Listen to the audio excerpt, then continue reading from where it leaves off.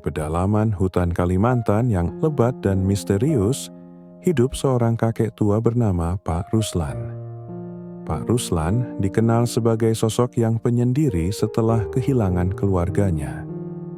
Namun, ada satu sahabat tak biasa yang menemani hari-harinya. Seekor ular piton raksasa bernama Rimba. Pertemuan mereka bermula dari insiden dramatis ketika Pak Ruslan menyelamatkan Rimba kecil dari jebakan pemburu. Tahun demi tahun berlalu, ular piton itu tumbuh menjadi makhluk raksasa. Namun kesetiaannya pada Pak Ruslan tak pernah pudar. Cerita ini menyentuh hati dengan menggambarkan ikatan persahabatan unik antara manusia dan hewan di tengah hutan belantara yang penuh bahaya dan keajaiban. Tampilan lebatnya hutan tropis Kalimantan pada pagi hari. Pohon-pohon besar dengan akar menjulang, dedaunan lebat, kabut tipis, dan suara alam yang mendominasi. Sebuah pondok kayu sederhana berdiri di tengah hutan, dikelilingi oleh tanaman liar. Pak Ruslan, seorang kakek tua berwajah keriput, mengenakan pakaian sederhana sarung kumal dan kaos kusam, sedang menyapu halaman pondok.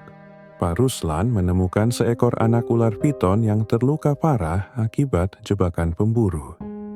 Dengan hati-hati, ia melepaskan ular itu dari jeratan besi dan membalut luka-lukanya.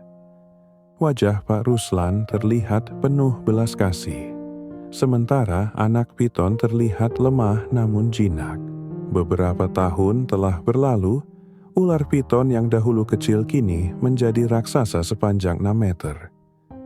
Pak Ruslan duduk di depan pondoknya sambil mengelus kepala ular piton yang melingkar dengan tenang di dekat kakinya. Mata Pak Ruslan memancarkan kasih sayang, sementara ular itu terlihat jinak dan setia. Sekelompok pemburu bersenjata memasuki hutan dengan niat menangkap ular piton raksasa. Mereka menemukan Pak Ruslan dan Rimba. Rimba tampak waspada, dengan tubuhnya sedikit melingkar dalam posisi bertahan. Pak Ruslan berdiri di depan ular, melindunginya dari ancaman pemburu.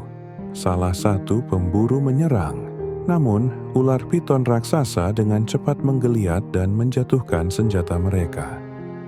Pak Ruslan memohon agar para pemburu pergi, memperingatkan mereka tentang pentingnya menjaga keseimbangan alam. Para pemburu akhirnya pergi, meninggalkan Pak Ruslan dan Rimba dalam kedamaian. Adegan berakhir dengan kakek dan ular piton beristirahat di tepi sungai kecil di dalam hutan. Suasana damai dengan suara air dan cahaya senja yang hangat.